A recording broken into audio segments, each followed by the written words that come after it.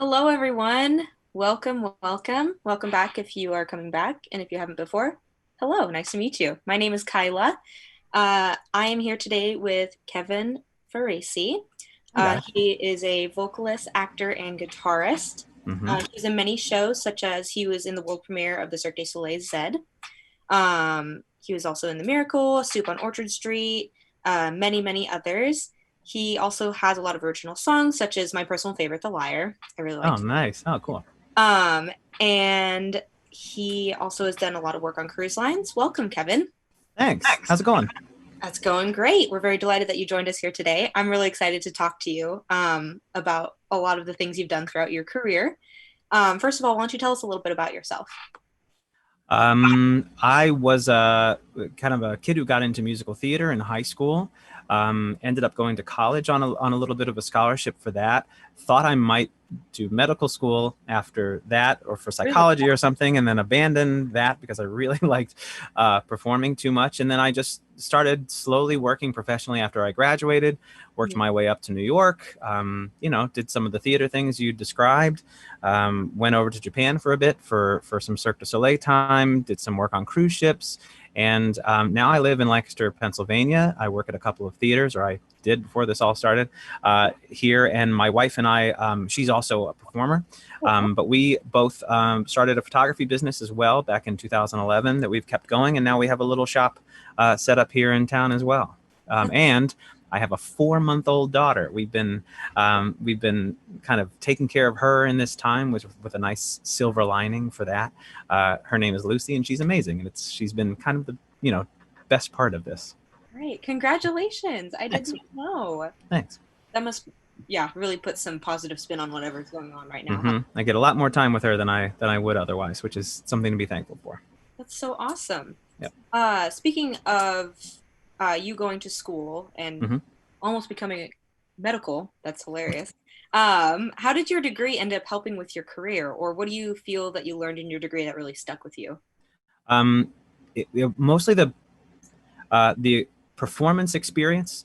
The nice thing about I went to Birmingham-Southern College in Alabama, which is a great school, not only academically, but the department was great at the time for me. I met a lot of great people. It was a small department, which I appreciated because I kind of had something to do performance-wise all year between something for choir or something for like a vocal jazz group or through the theater department or something. There was always something going on, which I feel like helped me prepare for the many of the different things that I've been able to do, so that once I'm in a show, I kind of have a good system for how I learn things. I'm very comfortable in rehearsals, getting notes, applying them quickly. It was a nice way to spend my 4 years at college, really getting to know the craft of what I Right. was going to do later. It feels a little more like an environment where you can really kind of grow and get Yep, that feedback that you need. correct. I, for one, also really appreciate being in like smaller group settings. Yep. I grew up on a little island, so all of my original career stuff was very small. Oh, cool. So I definitely can imagine appreciating that, Mhm. getting more notes, like you said. Yes. How did you personally find your sound as a vocalist, like going through all those notes that you would get?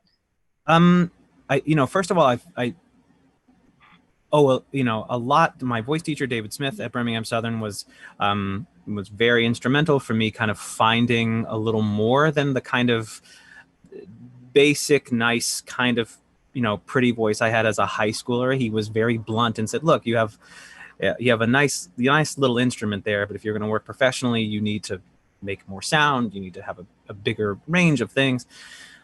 So that was a good push. But honestly, I think like most things, you take what the gift you naturally have and expand that to everything else.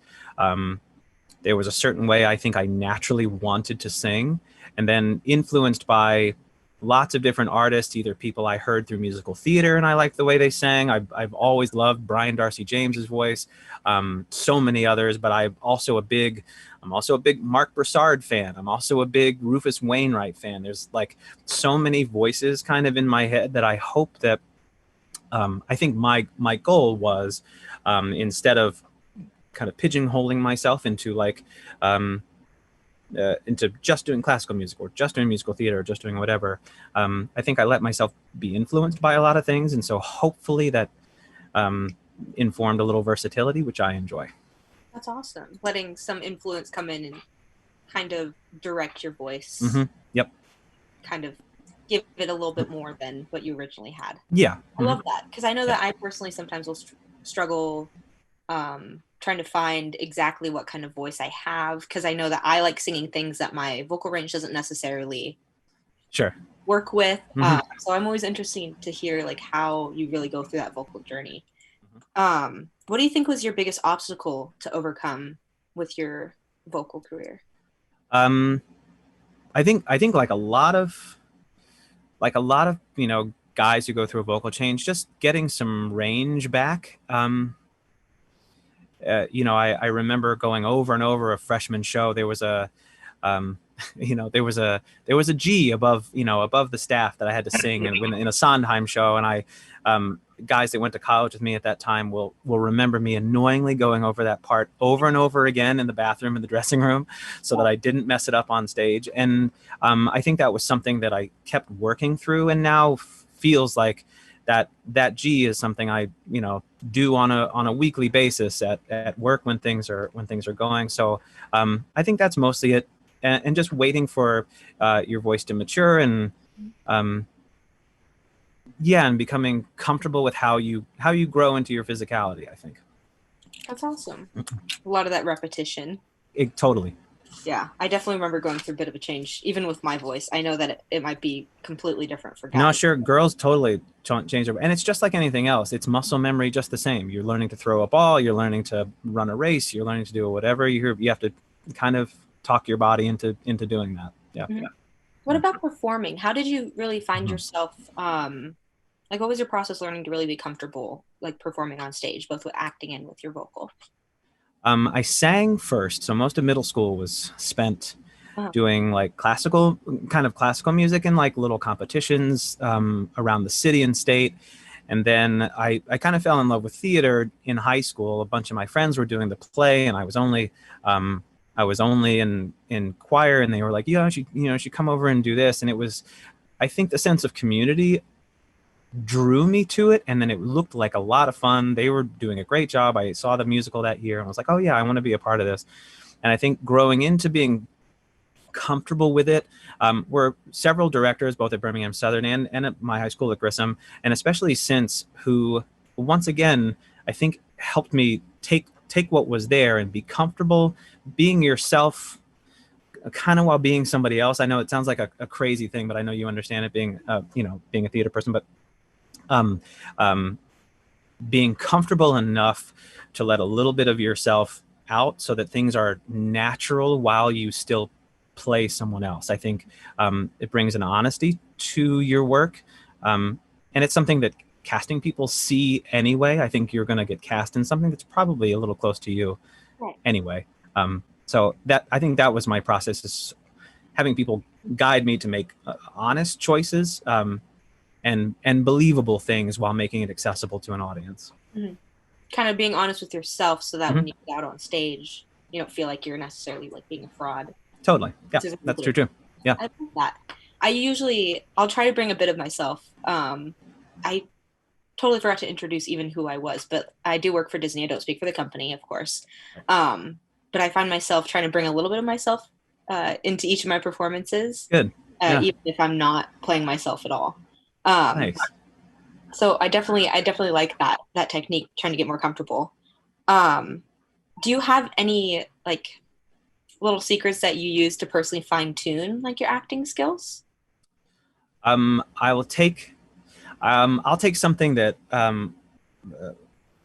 Michael Flowers, who was one of my instructors at Birmingham-Southern, said, and it was very similar to the way I think Mamet writes in one of his books, when he talks about building a character from the outside in. It's the sense that while things should come from you and they should be honest, if the audience doesn't see it, it doesn't really make any difference whatsoever. So I think it has to be a clear motivation. It has to be a clear physicality of, excuse me, of emotion, or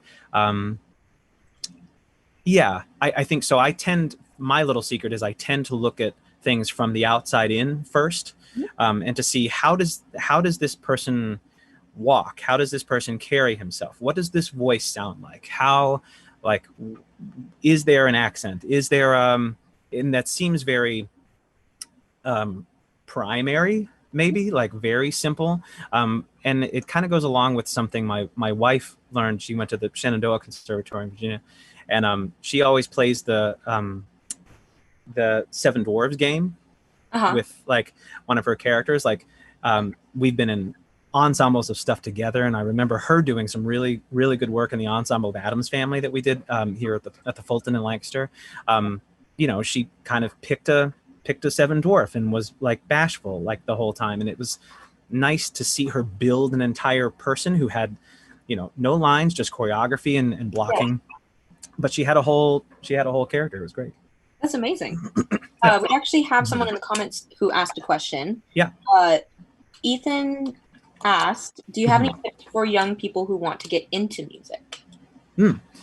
um, go out and sing. And if it depends on maybe it depends on what kind of music you're looking to do. If it's popular music, there's a kind of a lot of options, I think, for you to self-publish, to get on YouTube, to write your music. If it's musical theater, definitely find your local organizations, get yourself started. With knowing how that works and making sure you also love the process of theater too, because it's so much more than just being on stage. Excuse me. There's a community aspect. There's, there are pressures of auditioning and performance of all that stuff. But if you love those kind of things and feed off it, that's great. I don't know a whole lot about the classical music world. So if you're interested in that, I don't have a whole lot of advice there, but I'm sure that opera companies probably work the same way as theater companies. Find good teachers in your local area who have been there, who have experienced the path to those things, and those are people to ask good specific questions of, because it's sometimes really difficult to go from where you are to like land in New York and then try to do a thing. So get as much experience, I think, and get as much experience as you can under your belt, no matter where that is.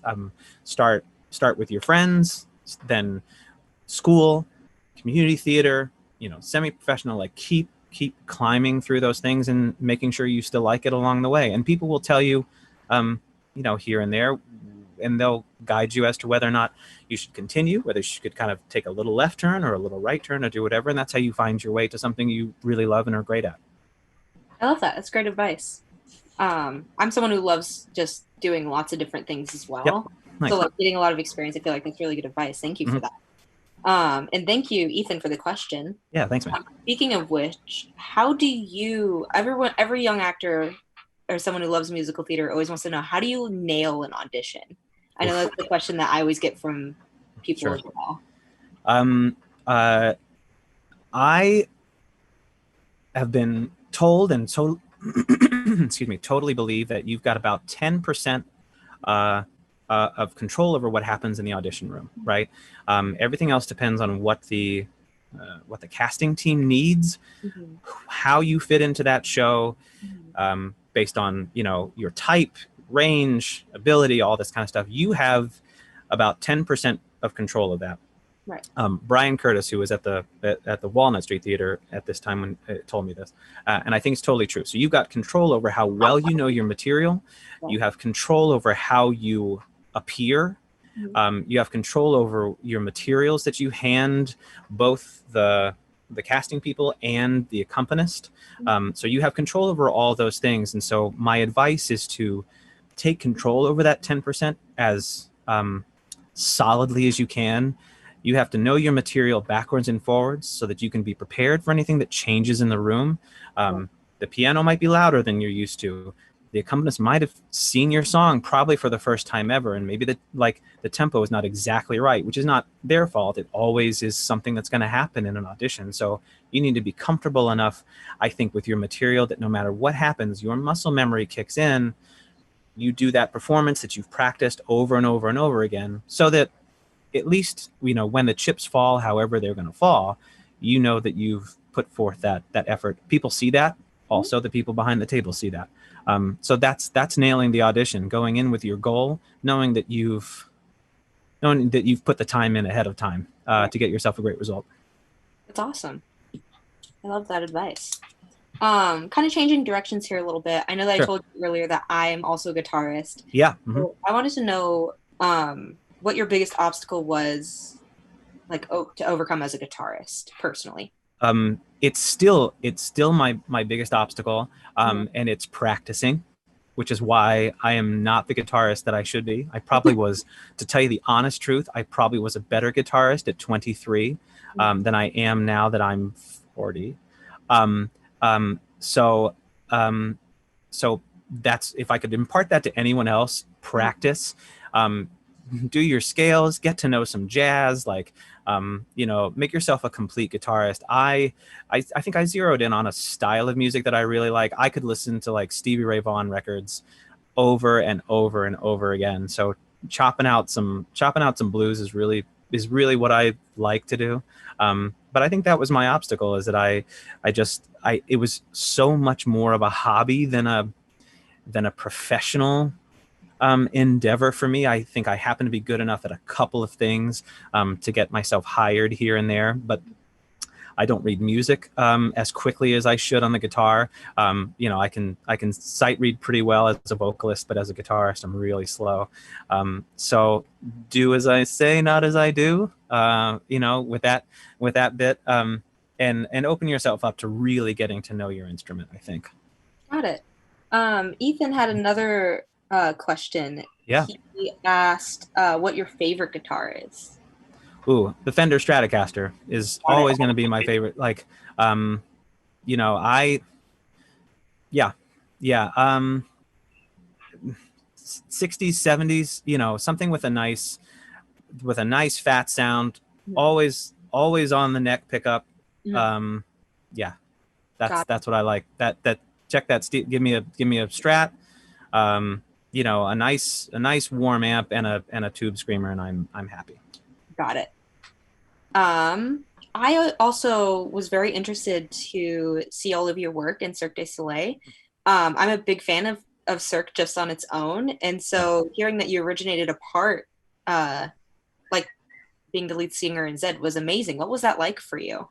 The most exciting, the most like difficult. I think the most honored I've felt to do something, and along with that, the most pressure filled. It was kind of the biggest couple of years of my performing career, I think, Mhm. thus far, and I couldn't have been more grateful for it, to feel lucky, and then also again the pressure to rise to that occasion. I think I learned a ton, got to see the inner workings of a great entertainment company. I know they're kind of going through it right now, but Right. those years were amazing, absolutely amazing, and the people around me were amazing.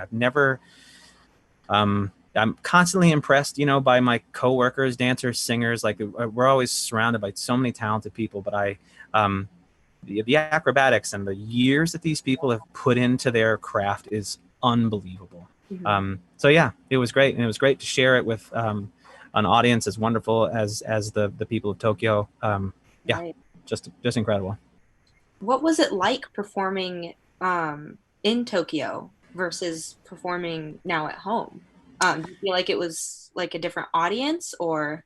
Um, I don't know. They are, to me, they seemed very respectful, but also, absolutely in love with the experience. And so I felt like there was so much heart. They were so ready to play, which I thought was really cool. Just while sometimes reserved, like, into it, um, so it's hard to say, because the experience itself was so different than that. Like, that show was so different than anything that I had done in the States, Right. because there was no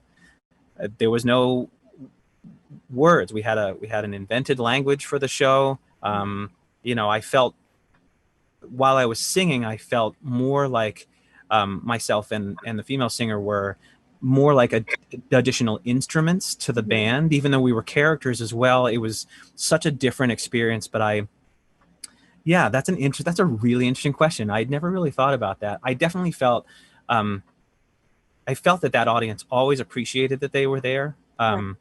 And always were down for the magic of that, which I really thought was cool. That's so amazing. Like I said earlier, I would have loved to Yeah. perform in Tokyo. I've always wanted to do a contract there. Yeah. How do you feel your time in Cirque du Soleil kind of shaped you, like as an actor Um, I or as a vocal artist? Sure. I think it. I think it. I grew a decent amount, and I wish I knew a lot of the things I know now before I started there. I wish I knew how to take care of myself a little better. I'm not a big drinker anyway, but I definitely was so careful while I was there. We were the only two singers in the show. There wasn't an understudy for singing. If I was out of a show, which only happened once, that was just a physical stand-in kind of, and then there was music. So taking care of myself was huge. I don't think I realized my relationship to water should have been stronger than it was.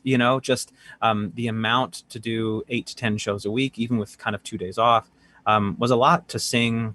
To sing most of a show Right. was a lot of work. So that's how it kind of shaped me. I'm glad I did it as a slightly younger person. I don't know that specific show and that run, so many of them, I think I could do it now, but it's daunting even to think about.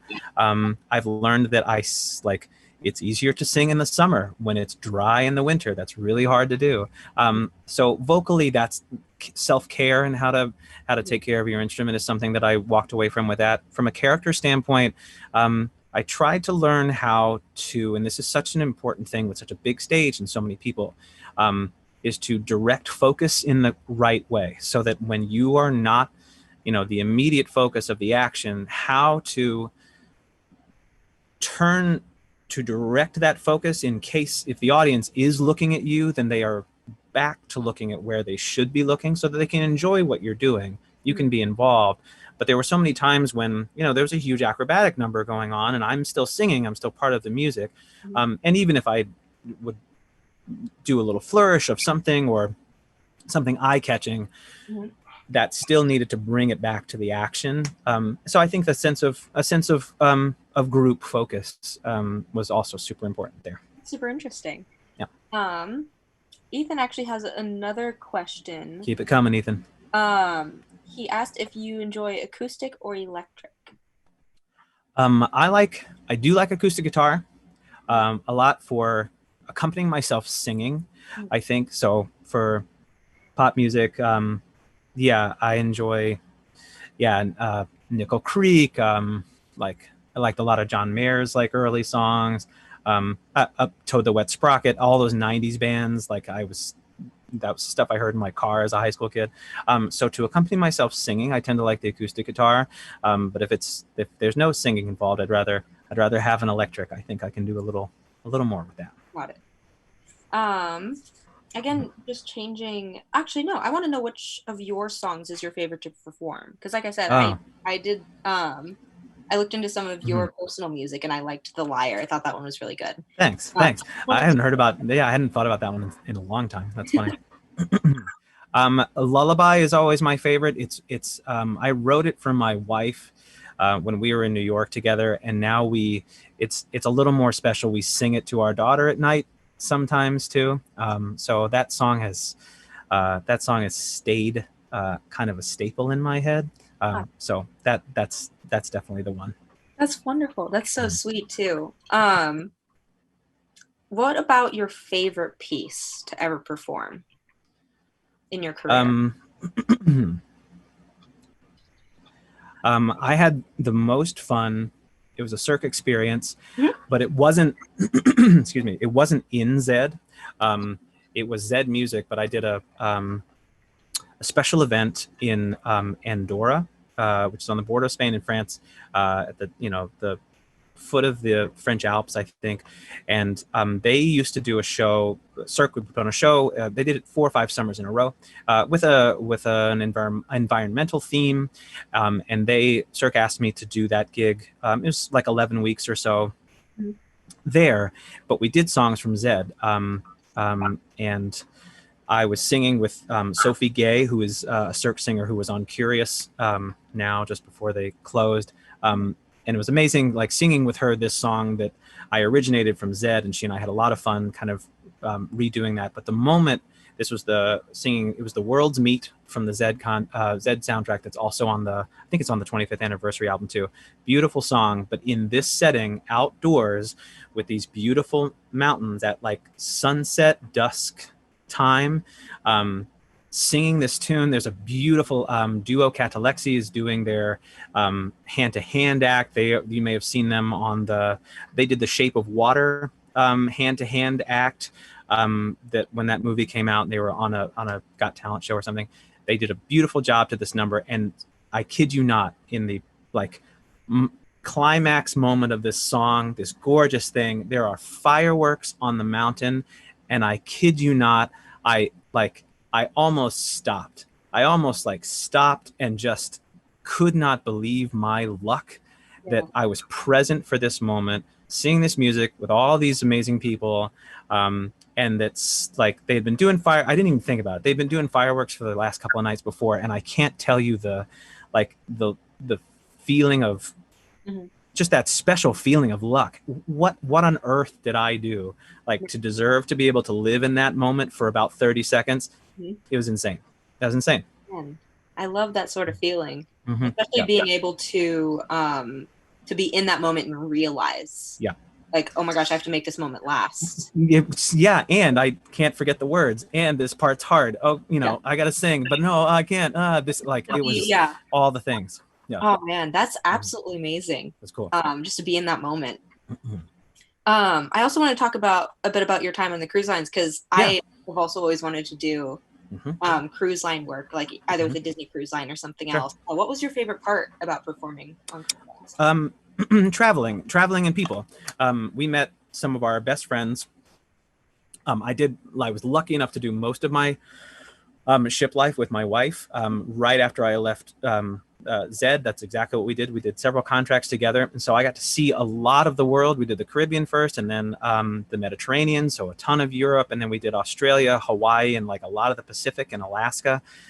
So seeing all those places when I'm not, we're such travelers, and I like it, but I can't afford to go all and do all that stuff. I can't imagine what I would have spent on overnights in Venice that we got to do, you know what I mean? Just while working. So that was amazing, just to see the world for your job, sipping I don't know. It's cool. You're sipping a drink on the beach and be like, oh, I think I just got paid today. And yes, you're a performer. Yes, you've got to go do boat drill. Yes, there's plenty of work involved. But the upside is huge, and the shows were fun for me. It got me a chance to learn a bunch of pop music. I had less in my repertoire than I thought, when I started ships.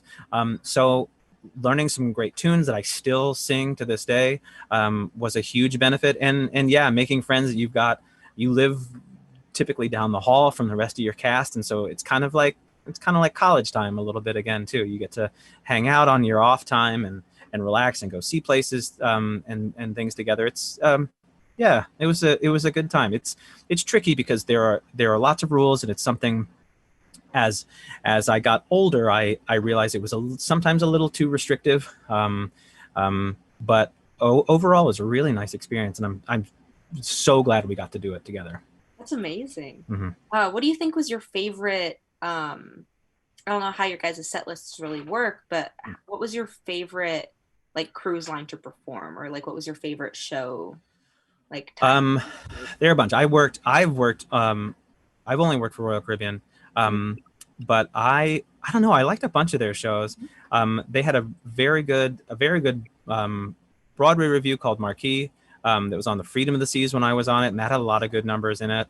They have a really fun show called Once Upon a Time that was great, and it has a lot of fun references to fairy tales. I did a number as Pinocchio, and we ended up going into No Strings Attached by NSYNC. It's very it kind of tongue-in-cheek, but also very funny. And I think the audience enjoyed that one. It's again, I think the shows were great, but it was also a nice opportunity. Like just the experience of working on yourself. That song actually was a lot of work. After that was a really heavy dance part, followed by more singing, and I'm huffing and puffing, and you kind of get to challenge yourself that way. So to get through that contract unscathed was also kind of fun, you know. That's so awesome. I did see a couple of your videos on there, and it really looked like it was just a lot of fun to kind It's of be neat. up there. Yeah, it's Especially really neat. who likes traveling. Mm-hmm.